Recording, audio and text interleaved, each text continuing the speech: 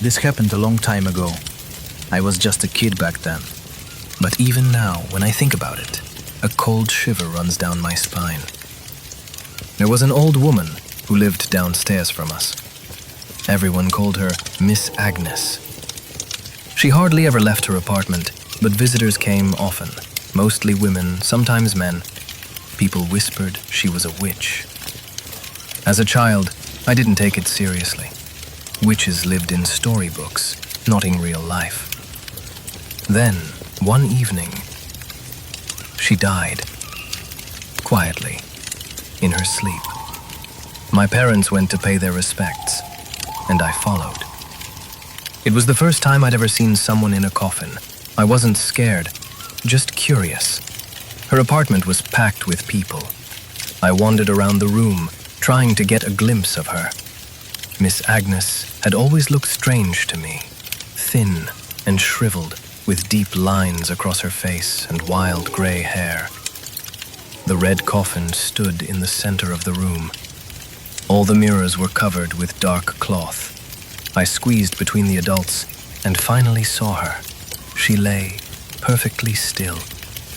2 large coins rested on her eyes. I stared for a few seconds, then turned to leave. That's when it happened. The coins slid off her eyes, and her eyes opened. She looked right at me. It wasn't a dead stare. It was aware, focused, alive. Her lips twitched like she wanted to speak. Then, her mouth pulled into a slow, awful smile, and something small fell from the coffin. It rolled across the floor and stopped right at my feet. I looked around for my parents, for anyone, but I was alone. Just me and her. I screamed. People came running. The moment they entered, it was like a spell broke. They asked what had happened. I told them every word. No one believed me. Children have wild imaginations, they said. As for the eyes, that's why we place heavy coins. But I know what I saw. She looked at me, she smiled, and that object, the one that fell, turned out to be a small gold pendant with a black stone. My mom reached to pick it up, but one of Miss Agnes's relatives stopped her. She grabbed a broom and swept the pendant away, never touching it. Later, people started whispering again. They said Miss Agnes had been trying to pass on her gift before she died, that a witch can't rest until someone accepts her power. Some even said she might rise again until she finds a successor. That night, my nightmares began. I saw her reaching for me in the dark, cold hands, long nails, whispering in a voice I didn't understand. My parents took me to a child psychiatrist. He gave me medicine. The dreams stopped, but the fear stayed. Eventually we moved. Life went on. But since that day, I've never been the same. I avoid funerals. I don't go near coffins. And no matter what, I never ever look a dead person in the eye.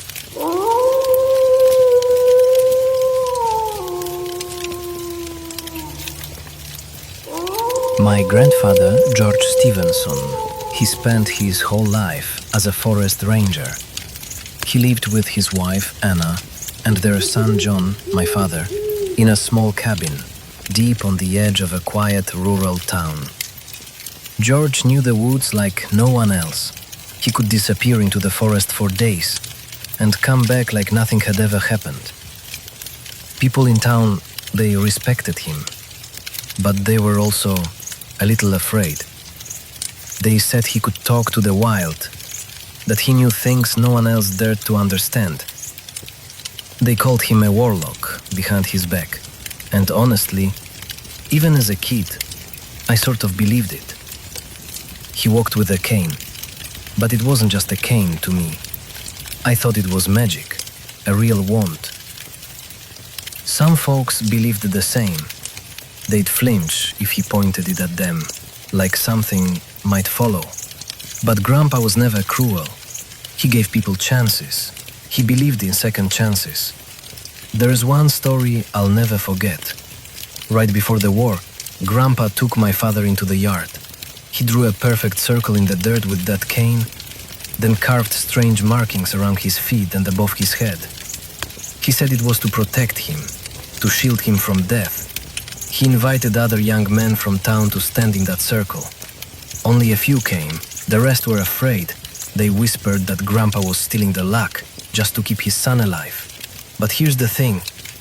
Every man who stood in that circle survived the war. My father would tell me bombs fell nearby, bullets ripped through his jacket, his canteen, his cap, but he never had a single scratch. That coat, we kept it in our attic for years, full of holes, but not one scar on his body. Then came the winters, cold, starving, even the wild animals were desperate. Wolves started coming down from the hills. They attacked livestock, even broke into barns. And so Grandpa took up his cane again.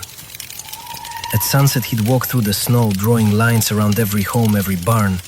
Magic lines, protective ones. And at night, you could hear them. Wolves circling, growling, but never crossing the line. Not once. He never asked for anything. No payment, no praise. But the town remembered. Their children remember. And me? I still remember too. George Stevenson wasn't just my grandfather. He was the guardian of our forest, the keeper of something deeper, something old, maybe even something not entirely human.